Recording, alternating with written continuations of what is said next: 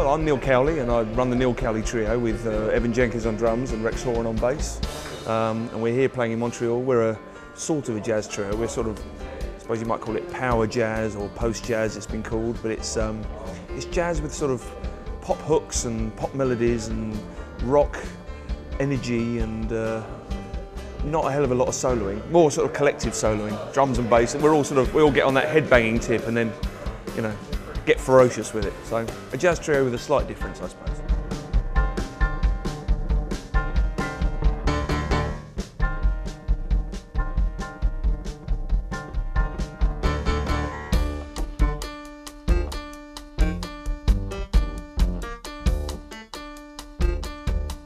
I often wonder that, but I often wonder where the jazz purists are. I'm not sure where they are. I think there is a small number of jazz purists who you will see leaving the room quite soon once we start playing, because they probably feel that something about jazz is to be defended. You know, like that there are certain rules to it, like you know, improvisation has to be a major part of it. And we do improvise. You know, we're musicians. We're worldly wise musicians. We all improvise individually, but within this outfit, there's very much a collective feeling about how we perform, a collective energy and a collective improvisation. Yeah, jazz purists, I think in the end they like us, but it takes them a while.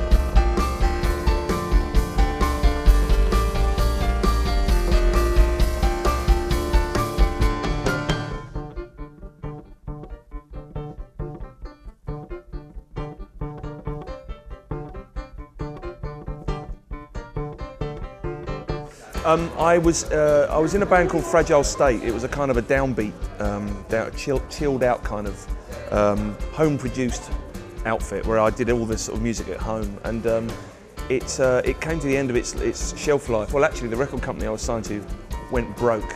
You know, they went bust, and they took all our money with them. So I was left with no money, and I thought this is a good time in my life. It's about 2005 to do something I'd always wanted to do. And what I realised I was best at, and I'd kind of maybe forgotten, is playing piano, just playing one simple instrument and communicating with people with that piano rather than all these electronic bits of kit and buttons and things. So decided I was going to do what my dad actually used to do and start a trio. But as soon as we started it, we realised it wasn't going to be a normal jazz trio. It was going to have all the influences that had passed me by before that point in my life, like dance music and funk and soul and all these elements that I'd immersed myself in over the years. But it was a nice avenue, you know, a nice little vehicle, this trio thing, to put all that musical experience through. And it was about 2006, and that's when we made our first album. We recorded it in 2 days and wrote it in about 2 weeks, and then it won the BBC Jazz Award, and we were completely shocked. Not as shocked as the people who ran the BBC Jazz Awards. They'd never heard of us. We hadn't barely heard of us, and we somehow won Best Album for that year, so that was a break, I guess.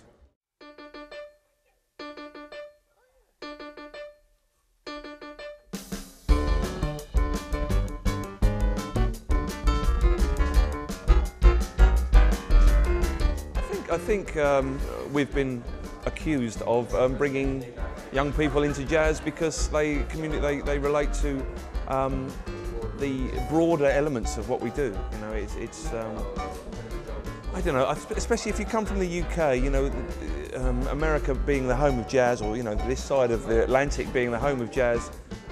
I think it's kind of a bit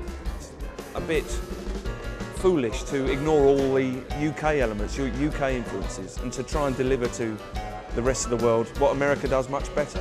So we were very conscious not to do that, to do something that was very us. And you know, what are we great at in the UK? We're great at Led Zeppelin, we're great at the Beatles, we're great at the Stones, that kind of thing. So there's that sort of energy to it. You know, it's very evident in the music scene in the UK, within pubs and music places, that the bands like the Stones still have got their footprint over it. You know, it's a very close-knit circuit of people. Jazz is a very small part, a very small clique, and I'm not part of that clique. I don't hang around in those circles. I'm more of a blues pub kind of person, really. You know, as traditionally, that's where I kind of learnt my chops. So there's a lot of that in there. You know?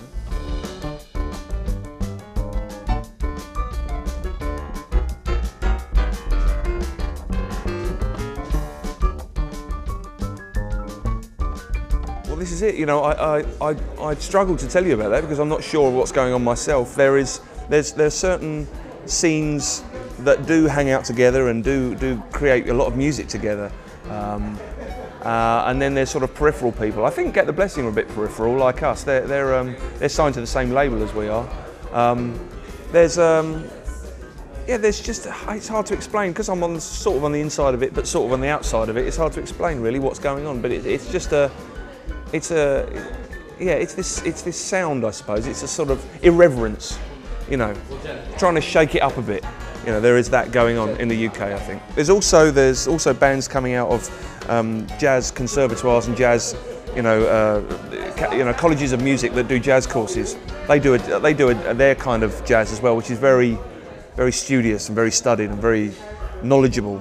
And then there's punks like us who just come along and just sort of hit the piano really hard, you know. And we're the other end of the spectrum.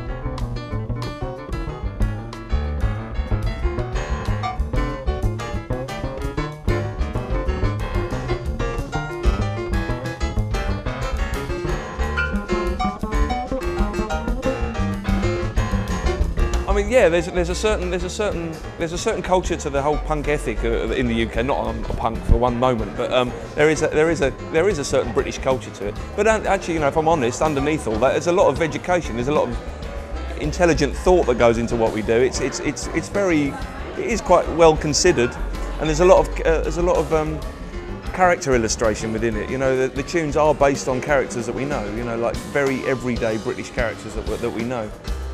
We like to write music to those, you know, with those illustrations in our head.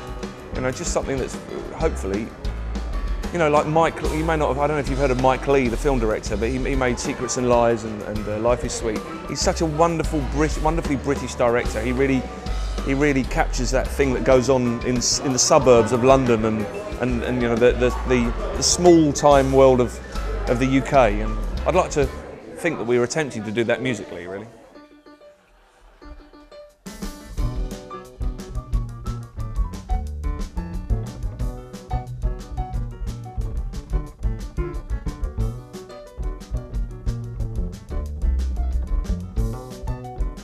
Well, Face of Mount Molehill is our new album, and it was born out of doing this London Jazz Festival gig where we did it with some strings.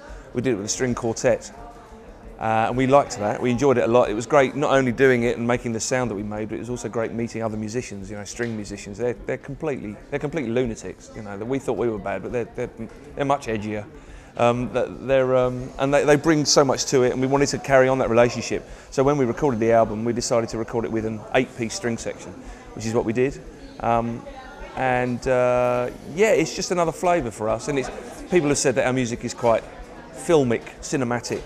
And that does nothing but enhance that. We also had Leo Abrahams, a guitarist, an atmospheric kind of guitarist who played with Brian Eno, collaborates with Brian Eno, and we had him play some nice soundscape stuff on there. We just wanted to extend the parameters a bit. We felt we'd done 3 very trio-driven records, and we wanted to do something that was a little bit wider. And what will we do next? Probably we might strip it back down to the trio, but it's nice to go there, you know. Needed a bit of a shake-up. And we've got our new bass player as well, Rex Horan, who brought a whole new flavour to everything and a whole new enthusiasm. Looks great and he's a fantastic player. And he's got a mohawk and the tattoos and Salvador Dali moustache, which that does nothing but help. So it's lots of new flavours on this album.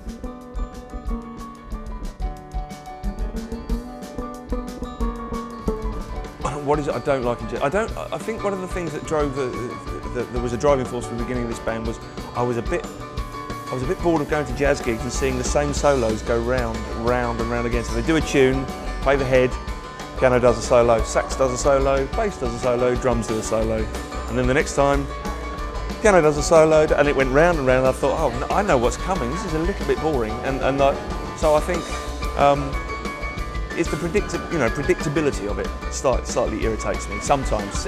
Not there's many people who don't do that, and at the top, I mean, what do I like about jazz? What I like about jazz actually is what goes on at places like Montreal Jazz Festival, where you see such a wide range of influence and such energy. The energy and the spur of the moment improvisation, or the fact that they're not just playing through the tunes. We like to play our tunes, but we also like things sporadic to happen. And certainly when you walk around this festival, you'll see so many sporadic things happening just based on the energy between the band and the audience. And it's that connection that I really love about jazz, or certainly jazz at Montreal.